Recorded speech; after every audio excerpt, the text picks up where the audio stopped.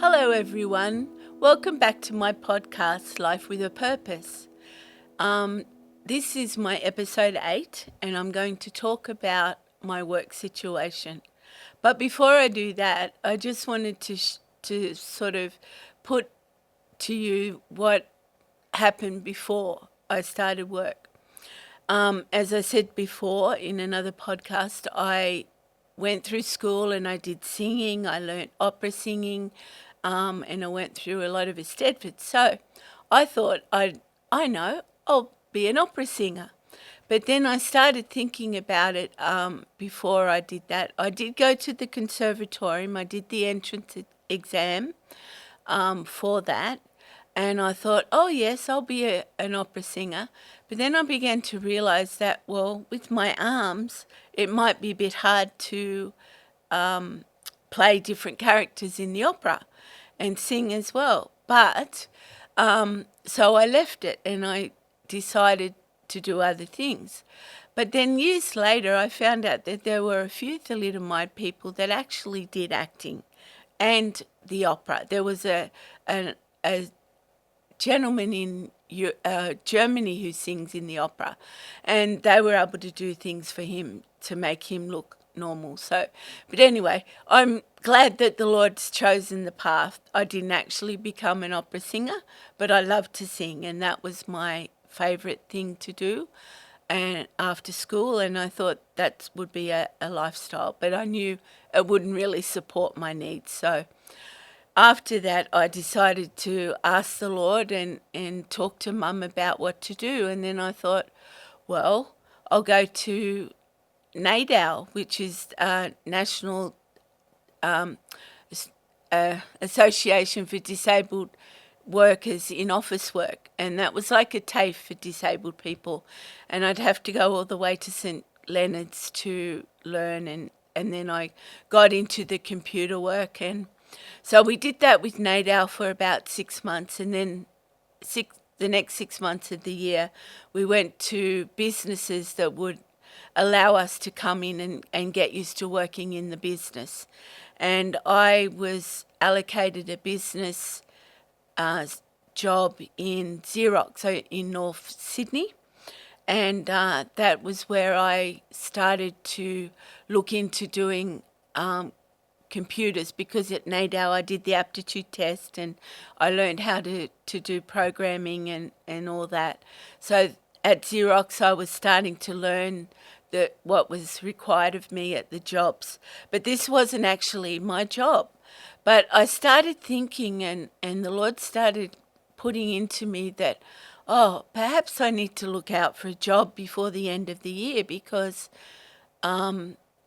there would be the year 12s coming into the workforce at that time. So I think I was at Xerox for about a month or a month and a half before I started looking around. And I saw a interview or a request for job in the Commonwealth Bank. So I applied for that. And it just so happened that when I was required to do the interview in the afternoon, and I spoke to the, what would you call it, the recruiter who was recruiting for the Commonwealth Bank, and he said that I was really, really blessed, because they were starting to consider having disabled people in the businesses at that time, because I think before that, a lot of disabled people weren't able to be integrated into the businesses.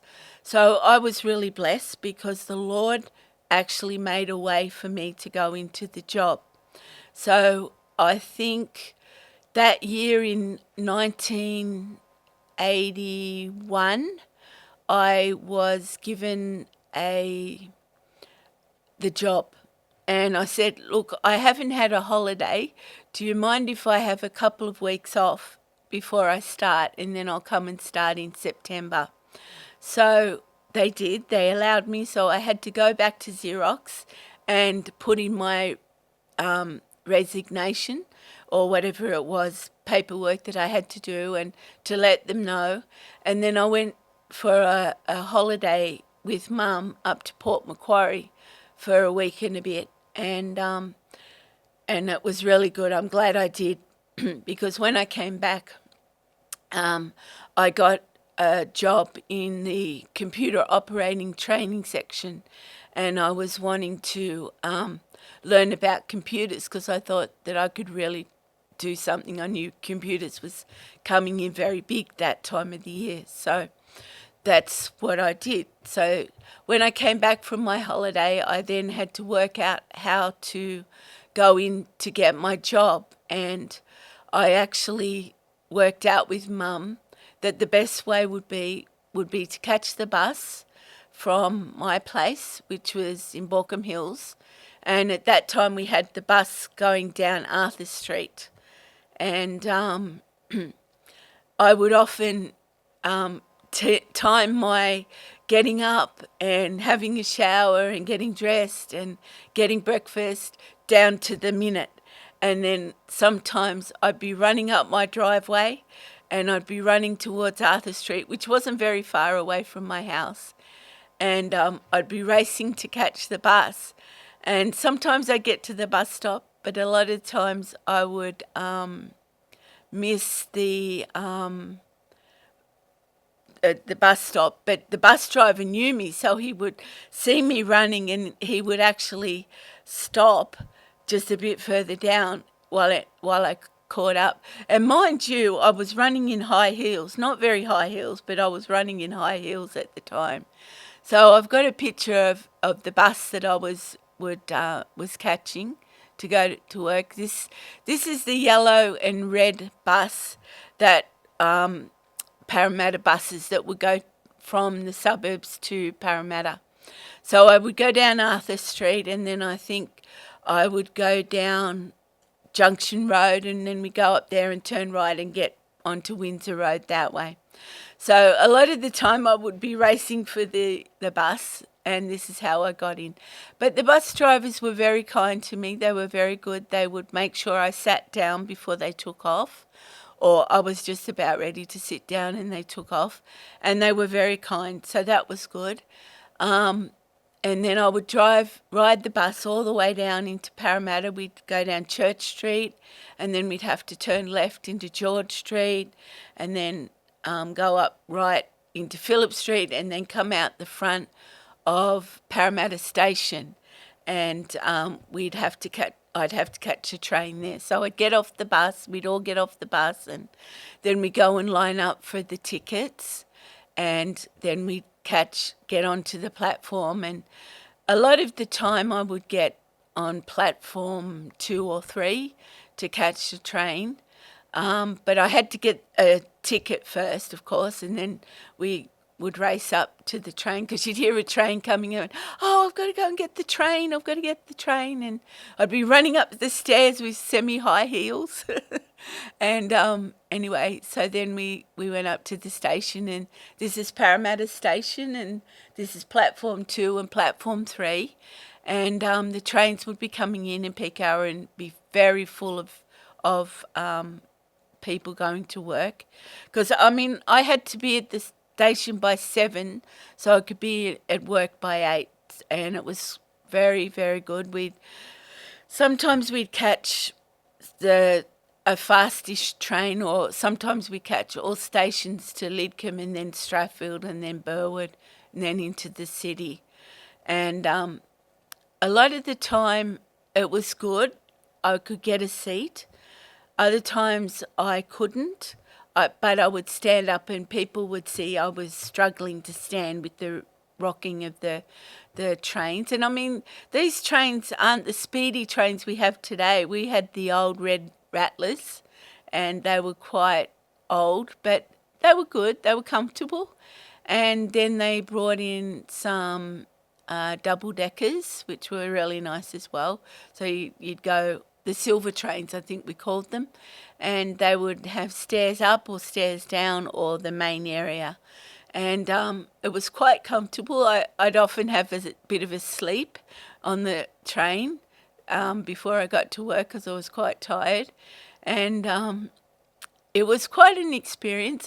Sometimes when I'd sit in a three-seater between two people, I'd find myself nodding off and almost putting my head on the shoulder, but I'd get up and then I'd do it again and stuff. But it was good to travel that way, and a lot of people looked after me and took care of me. So I just thank the Lord for that. And then I think the next photo is of the Commonwealth Bank. This is the head office where I think I got the interview taken. It was downstairs in a little office, and this gentleman was so kind to me. He was very good, very understanding. He was he saw that I was eager to get a job and was really good.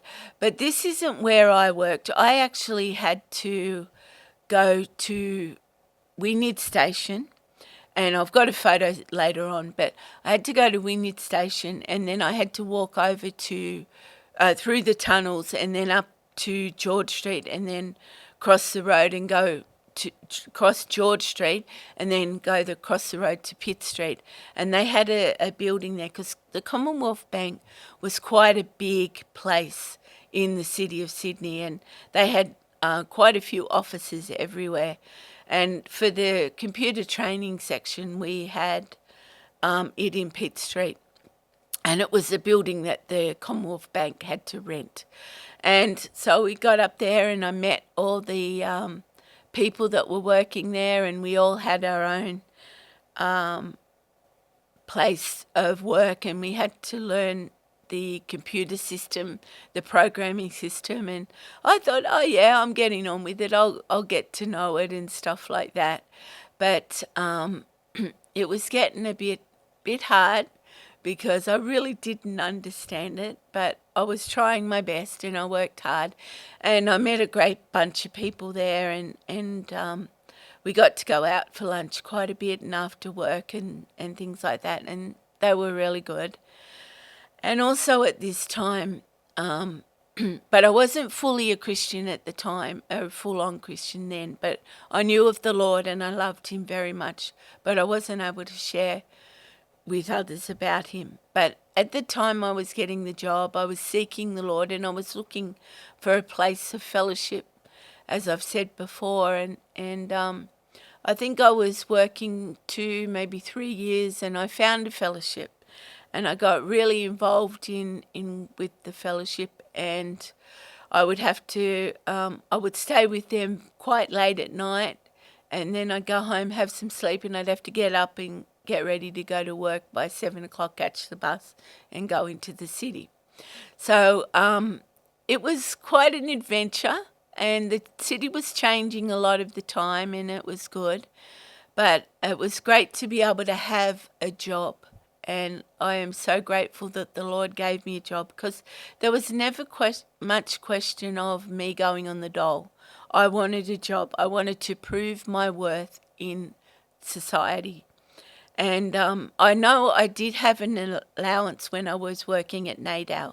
I got that through the, what we call Centrelink now, but I got that through welfare and things like that. And so we were, so we had a bit of a pay, but then when I started, I had the basic pay for the first time workers in the Commonwealth Bank. And of course each year, like in every business, we had an assessment and we got a raise on our birthdays and things like that. So that was really good. And I loved travelling into the city because the city was really, really bustling, and people were very kind and looked after me. And I don't know if you can see at the bottom of the picture, but that's part of Martin Place is where the Commonwealth Bank was. And I think I've got a picture of George Street at the time in the 80s that was George Street. So when I come out of Wynyard, I'd have to cross George Street, and sometimes I would come up to the next picture where is crossing George Street to go to Martin Place. So at that time it was just cars and people in George Street. And but I think when I came out of George Street, I had to go down to Pitt Street, cross to Pitt Street and down, closer down to Circular Quay. And it was really good. It was exciting. I loved Sydney. I loved going there, and the freedom of being able to travel was a real excitement for me. But there was never any way I was going to drive. There was a time I did drive, and that was when I used to have singing lessons in Sydney in Kent Street. And that was on a Saturday morning, and I'd get there, I think, about 10 a.m. in the morning, and it was really good then because I could pick my parking spot. It wasn't that busy, and I was able to just go in, have my lesson, and then drive all the way home again without too much traffic. But of course, in the weekdays, you never drove at all. If you could catch a bus, that was really good. So I really enjoyed it, and I just wanted to put a few photos in of, this is me on my 21st birthday. You've probably seen it before, but I just wanted to show you some of my fashion and my hairdo, and that was the best thing. That was about 1983, and that's when I was starting to go to my fellowship full on, and I was starting to get to know the Lord a lot deeper and a lot closer. And I have a really good relationship with him now because of that. So I just wanted to show you some fashion. So you'll see a few photos of me again.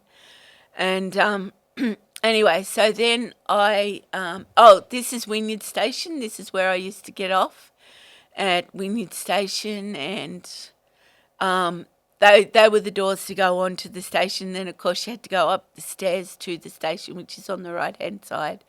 And I tell you what, some nights at 5 o'clock onwards, it was very packed, probably about 10 people wide, waiting in line for their trains. That was a bit hard. So I decided one time, and some of my friends also from the Commonwealth Bank, they said, why don't we go to North Sydney and then go home? So that's what we did. We actually got on at Wynyard to go to North Sydney. We went to Milson's Point and then North Sydney, or sometimes Milson's Point. I think we did that first, and then we were able to get the train to home, to Parramatta or wherever we were going. And that was good. We got a choice of seats then. But I think then later on we went to North Sydney because we got more choice of seats. And then we did that. So that was something we did. But just want to bear in mind too that, remember, us young people, we had high heels on, not too high, but we had them on, and we'd run to the train. We'd running up and down stairs to get to the train. So it was quite hectic, but quite fun at the same time, and sweaty too when it was hot, and quite cold when it was cold. But it was good. It was enjoyable, and we got to have fun. So, we'd go to Wynyard. I'd go to Wynyard a lot. And then we had to change buildings. I think the next building I went to was St Martin's Tower in Sydney. Now, that was opposite the Queen Victoria building. And again, the Commonwealth Bank had the top few floors for the computer programming section. Oh, sorry, just to mention, with the computer programming, we had about 6 months to learn the programming and the process. And then we moved into the trainee section of the Commonwealth Bank, and this was part of it. So we had to come to Town Hall and go to the top floor and go to our desks and learn more and do work. They would give us assignments of how to help work out with the ATMs, because the ATMs were becoming very big in that time as well, and also the computers. The tellers were using computers. The computers were used for counting, for accounts. So it was a big changeover going on in the banks as well, because as a lot of you may not know or may know, there was a lot of paperwork that had to be done. And having the computers made it a lot easier for a lot of people to be able to put the documents down and to access them quite quickly. So we had the data entry people, they just typed in data every day. But not in my section. This was the trainee section, but there were data people that had to be on another floor just typing in all the data that was written down. And then we were given assignments. Those computer programmers were given assignments. They said, oh, this problem came up, can you fix it? So I did quite a bit of that. But then we had to move around. So I think the next, and this is just one of my other fashions that I had, because as you can see, I still had short hair, but I was starting to grow it. So it made it a little bit easier, but sometimes it was very hard. I was puffing it out of the way because I couldn't get it out of the way because it was so short. So this was one of the other fashions I had. I think that was a salamander dress I bought too many years ago. So then we moved around. Oh, these are just some of the logos that the Commonwealth Bank. I think the one on the left of you on the screen is the first logo I had when I was coming to the Commonwealth Bank. But then they were in the process of changing it to the one on the right, the Commonwealth Bank as well. So, as I said, there were a lot of changes going on around that time. And I think through the 8 years that I worked with the Commonwealth Bank, we had quite a few changes.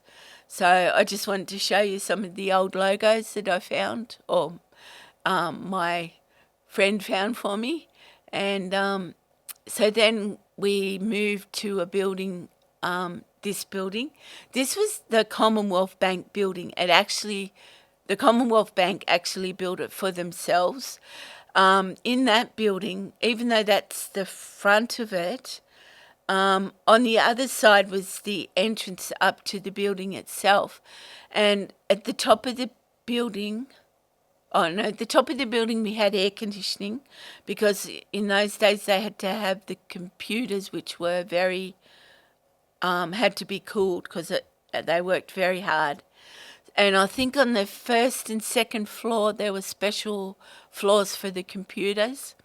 And I actually worked on the 8th floor. That was the trainee section, those who were working on the problem solving of the ATMs. And I love this building. And as you can see there again, there's another logo on that building with a bit of black now.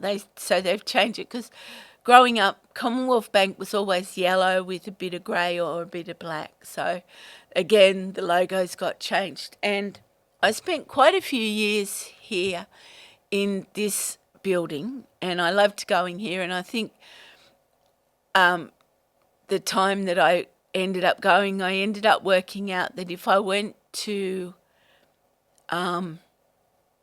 Central, got off there and went to, I think, St. James, and got onto a train to go to St. James, and then got out there, I could just walk across the road to the Commonwealth Bank building, because it was near the Downing Street shops, near David Jones. I think there was a section of David Jones there as well.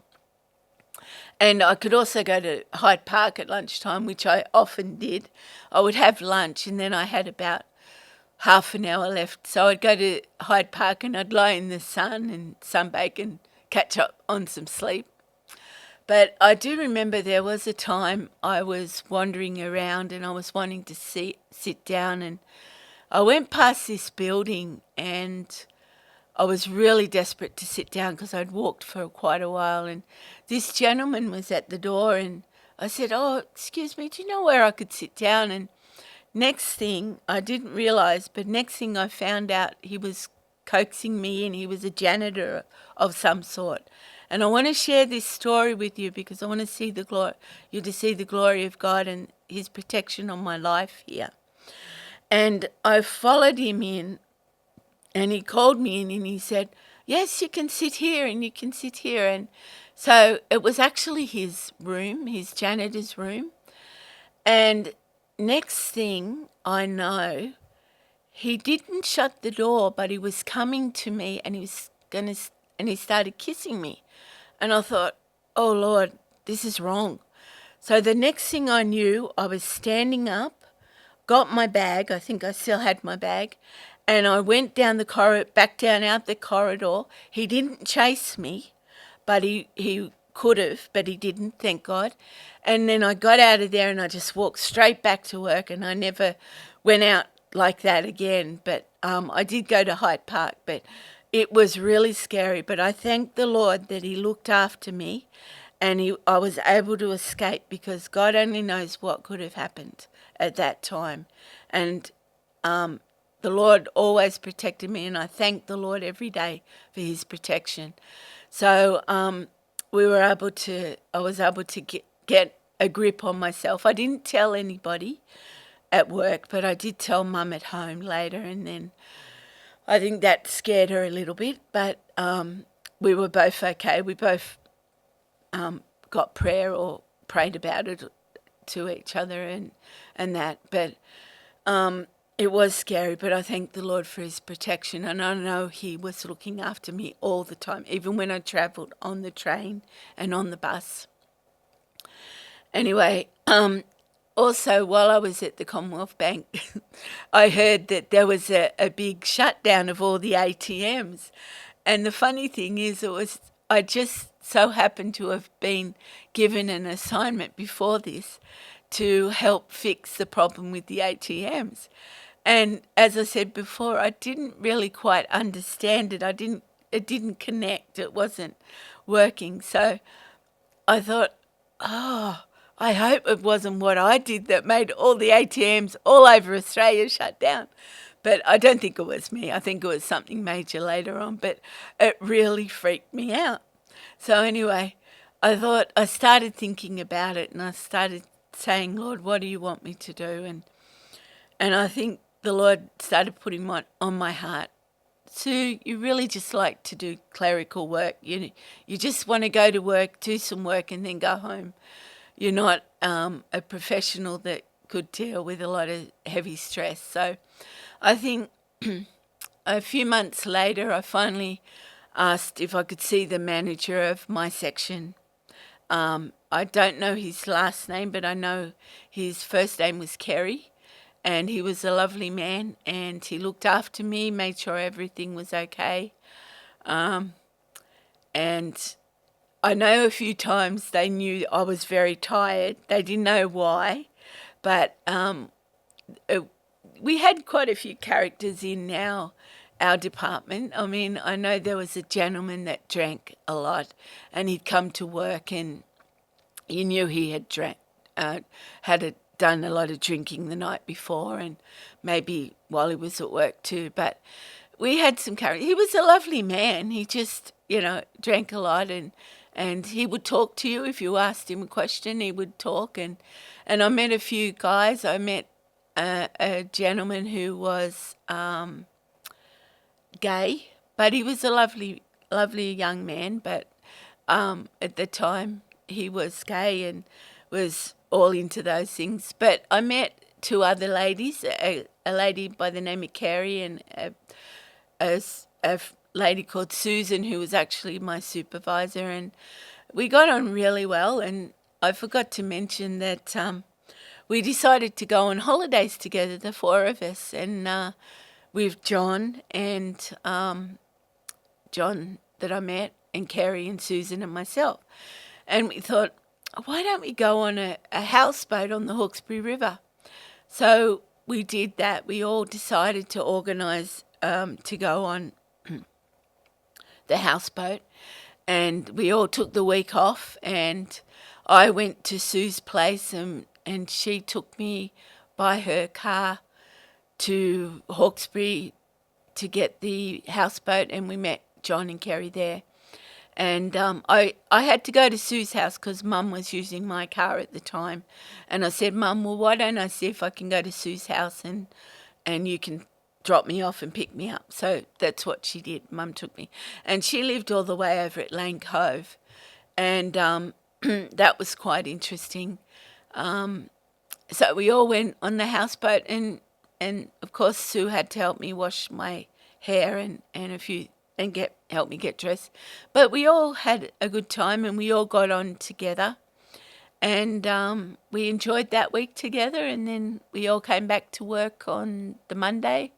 Or a couple of them had the day off on the Monday because they could choose which RDOs they wanted. But yeah, we all came back to work and we were still friends, so that was really good. And and another time I forgot to tell you, while I was working at the Commonwealth Bank, we had a rail strike. And I mean, this was a big, major rail strike. All the trains stopped. No one could use a train. And I don't think, I think the buses were still going, but no one could use a train. So all of us who worked in the city from the suburbs had to organise a carpool. So in the time that I was in the training section, I met another girl called Wendy, I think, or Tracy, I'm not sure. Anyway, I found out that she lived at Wentworthville. So again, we'd pool with a few people, but I could drive go over to her place and pick up the car, and we'd all carpool. Now, this is the time we had to get up and be ready to be picked up by 5:30 a.m. in the morning to go to work. And because everybody was driving to work and carpooling, it was chockers on the roads. And it was so hard to get to work. I think in the morning it took us about 2 hours to get to work. And then in the afternoon, I think we got home sometimes 1.5 hours later, or maybe 2 hours too. But because we went in so early, we were able to leave early. So we were able to leave about 3:30, whereas usually we had to leave at 5. So that went on for 2 weeks, and it was hard and hot because I think it was in the spring or the late spring, summer, and it was so hard. But it was fun. You got to meet a few people and got to see where a few of the other people that you work with lived. And so I'd go with this lady, Wendy, and then then we'd get picked up by another person, then we'd pick up 2 others on the way. And so, it was interesting how we got around. But thank God they settled the dispute with the railway, and the trains were back working. And I tell you, we were all relieved. I tell you, that was really, really good.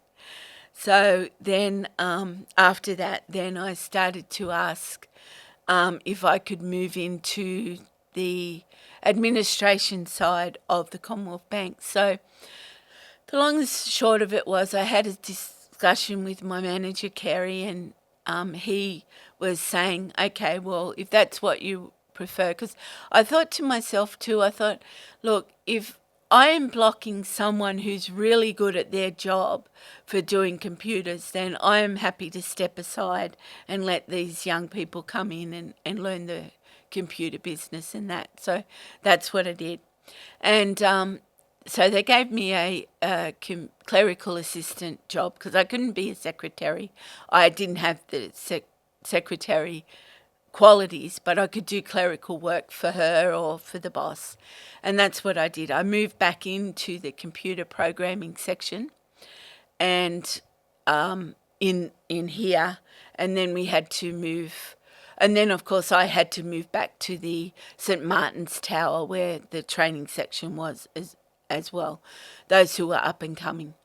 So that's what I did. I went to St. Martin's. And then after all that, we closed down the building at, St. Martin's Tower near Queen Victoria Building. And then we moved over to North Sydney. So that was the last part of my working for Commonwealth Bank before I left. So I think I've got another few photos left. So this is just me in 1986. That was my fashion again, and I was singing at my brother's wedding in 1986. I just wanted to show you some of the fashion that was going on there. And I think I've got another one of the streets. The Harbour Bridge, yes.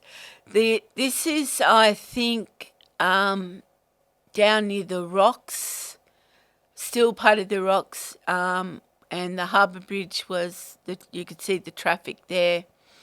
And yeah, we'd often, when we had the railway disputes, they would often be chockers with cars, a lot of cars, bumper to bumper. It was very stressful for the drivers, and I think for the driver that took us to work every day. And I think just on that one down the bottom, you can see the back streets to Kent Street as well. That's how I would go to singing lessons. I'd come down there and drive around and find a spot, and then, but they were old townhouses from the earlier years, and that was the Harbour Bridge. That's how we would get onto the Harbour Bridge from the city. And the street on the picture on the right, I know I've got, is a bit older than the other one, but this is what George Street looked like, I think. And you can see some rails there. I think that was the bus, the trolley bus that we did have, like Melbourne still does have, but we had in Sydney, but we got rid of it before I went to work there. But just wanted to show you the demolishing and the rebuilding of Sydney and how it became bigger and better and all that. So I just wanted to put those pictures in there to show you. Oh, and I think that building you can see on the left, I think that might even be the town hall somewhere there. Yeah, Sydney Town Hall, but I'm not sure. I can't really see. Oh, yes, I think it is. It's the town hall because you remember the clock. So that was going down George Street towards Circular Quay. So I'm not, can't remember what I got in it. Oh, yes.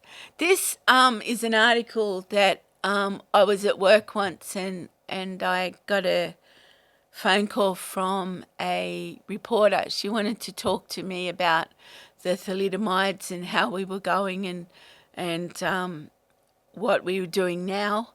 Again, I think a few times through my lifetime I had reporters wanting to know what I was doing. Now, this article was when I was at work, and I particularly wanted to show you, if you can see, if you can't, it doesn't matter, but on my right shoulder I have a handbag that was specially made for me by someone who did leather work, because I really liked the leather bags because they lasted for me. And I would put all my stuff in there. And I think one time it was so cold I used to have a jacket on and I used to wear Ugg boots to work on the train. I was so cold because I don't know if people remember, but for me to be independent, to go to work by myself without any help, I had to wear skirts and dresses. And so in the winter, we did get some really cold years in winter. And so that was my thing. So in that handbag, while I was going to work, I had my high heels and I had my lunch and I had all that I needed. And I had two big pockets at the front and they had my ticket and my wallet. And we didn't have mobile phones in those days. So I didn't have any mobile phone in there, but I did. And it was so useful because I didn't have to carry a whole lot of bags. I just could carry that one bag. I could fill it up. It was about probably a foot and a half big, long, tall, and about a foot wide or a bit longer wide. And it had everything in it. And it was so easy for me to carry, and it was so easy for me to put down and then pick up if I had to. So I really liked the idea. Anyway, I had that in the photo. But this was an article of saying of all my desires, and it mentioned how I loved to go to work and I was able to travel and on the train and the bus and just basically what I was doing. And then in the future I had hopes of getting married and having children, although the article did say at the time I didn't have a boyfriend, which I didn't. And I've never had a boyfriend. I've had boyfriends, but never someone that I dated. I left that with the Lord, to be honest. But I also didn't know how to talk to boys about, dates and that, because back in our day it was you waited for the boy to say, would you like to go out? And and so as I put this in the article, and I also said that I would like to get married and have children and stuff. So, but also I mentioned the fellowship that I went to. I was seeking the Lord, and I found this fellowship where I love to get to know. I met Mac and Robin, and they were the pastors or the leaders of the group, and they started sharing about the Lord in so much more detail. We basically were sharing the gospel through to us through the word. They were showing, well, like if the Lord fasted or if people fasted, then we can fast. It's for today. It showed us how relevant the Bible was for today than it was for back in the first century. And I loved going there. They supported us, they supported me, they helped me. They even at this point in my life, in my walk, they challenged me. They said, have you asked the Lord to heal you? Do you know that the Lord can heal you? And that's when I found out the testimony from Robin that of her healing, her miraculous healing, and they believed in healing a lot. But to say to that, I have had a lot of healing, but it hasn't been physical. It's been emotional for me because growing up, I was rejected by a lot of people. I misunderstood people, I thought they were making fun of my arms. And sometimes they did, sometimes they didn't. But this is where the Lord was strong in my life. I knew he was there, he was protecting me. But to meet this couple and to show me how real the Bible was, it was just amazing and awe-inspiring. And I just wanted to know this Jesus a whole lot more. And they did. They shared with us, and their family shared with us and showed us how much Jesus loves us. And he wants us to love him back, because it's a two-way street. It's not just knowing Jesus and, oh yeah, Jesus there, he'll protect me. It's getting to know him and his desires and what he wants. And that's what I wanted, because, as I said, I grew up knowing the Lord, but I didn't know him this way.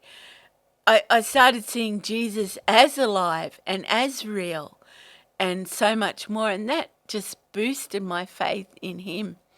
And henceforth, after this article, I did meet my husband, Wayne, and we did eventually get married, and we had 2 beautiful children, 2 beautiful boys, which I said in a previous podcast. And the Lord just blessed us with everything. And he just, is amazing what he did. We did a lot of amazing things. A lot of people came to the Lord, and by his grace, a lot more people are going to come to the Lord, because he is the answer you are looking for. And he will seek you if you seek him first. So you talk to the Lord. You say, Lord, where are you? Here I am. I'm after you, Lord. I want to follow you. And he will. He'll take you there, because he loves you so much. So I was really blessed with this article, because she mentioned about God in my life, and she mentioned all the things that I just shared. So, and I just want to thank the Lord that he did. He was true on his promises, and he still is. And today it's like, even today it's like I won't touch things that could harm my body, because even though Mum took the drug and it said it was safe and